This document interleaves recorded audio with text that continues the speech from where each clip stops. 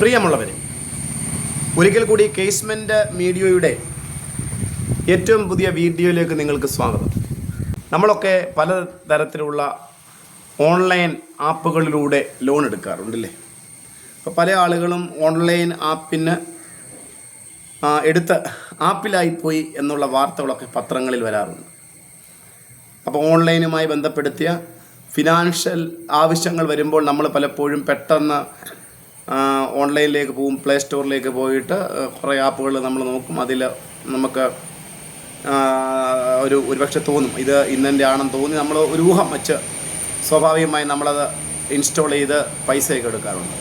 പക്ഷേ ആ ആപ്പിൽ നിന്ന് നമ്മൾ കൂടുതലായി പലിശ ഈടാക്കുകയും അതിനെ തുടർന്ന് വലിയ വലിയ തട്ടിപ്പുകൾക്ക് നമ്മൾ ഇരയാവുകയും ചെയ്തതിനെ തുടർന്ന് ഇപ്പോൾ അതിനൊരു വലിയ പരിഹാരമായിട്ട് RBI, നമ്മുടെ റിസർവ് ബാങ്ക് ഓഫ് ഇന്ത്യ, പ്രധാനമായിട്ട് ഒരു സൊല്യൂഷനുമായിട്ട് വന്നിട്ടുണ്ട്.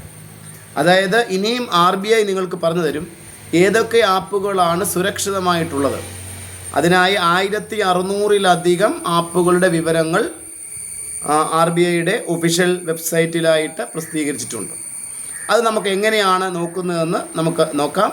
അത് ഈ വീഡിയോയുടെ ഈ ഭാഗത്ത് ഞാൻ ഉൾക്കൊള്ളിച്ചിട്ടുണ്ട്. അപ്പോൾ നിങ്ങൾ ഇതുപോലെയുള്ള പുതിയ പുതിയ വീഡിയോകൾ ലഭിക്കുന്നതിനും വളരെ വാല്യുബിളായിട്ടുള്ള ഇൻഫർമേഷൻ നിങ്ങളിലേക്ക് ലഭിക്കുന്നതിനുമായി ഈ ചാനൽ നിങ്ങൾ ആദ്യമായിട്ടാണ് കാണുന്നതെങ്കിൽ സബ്സ്ക്രൈബ് ചെയ്യാനും അതോടൊപ്പം തന്നെ മറ്റുള്ളവരിലേക്ക് ഷെയർ ചെയ്യാനും ഒരു ലൈക്ക് കൂടി അടിക്കാനും കൂടി ശ്രമിക്കുമെന്ന്.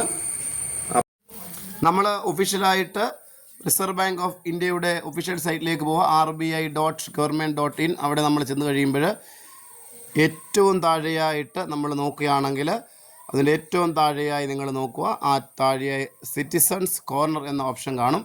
അതിൻ്റെ ഏറ്റവും താഴെയുള്ള ഓപ്ഷനിലേക്ക് നിങ്ങൾ പോയി കഴിയുമ്പം നമുക്ക് ഇങ്ങനെയൊരു ഇൻ്റർഫേസ് ലഭിക്കും. അവിടെയാണ് ഞാൻ പറഞ്ഞ ഗവൺമെൻറ് ഓഫ് ഇന്ത്യ അഥവാ റിസർവ് ബാങ്ക് ഓഫ് ഇന്ത്യ ഔപചാരികമായി അംഗീകരിച്ചിട്ടുള്ള 1600 അധികം ആപ്പുകളുടെ വിവരങ്ങളും അതിൻ്റെ സൈറ്റിൻ്റെ ഒഫീഷ്യലായിട്ടുള്ള വിവരങ്ങൾ, അതിൻ്റെ ലിങ്ക് അഡ്രസ്സ്, ആപ്പ് ഇൻഫർമേഷന്, അതിനെ കോൺടാക്റ്റ് ചെയ്യുന്ന വിവരങ്ങൾ തുടങ്ങിയ എല്ലാം തന്നെ നമുക്ക് ഈ സൈറ്റിലൂടെ ലഭിക്കും.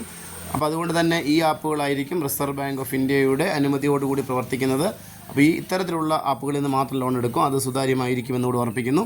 അല്ലാത്ത പക്ഷം നമ്മൾ ഇതിനകത്തില്ലാത്തതിൽ നിന്ന് ലോണുകൾ എടുക്കാതിരിക്കാൻ ശ്രദ്ധിക്കുമല്ലോ.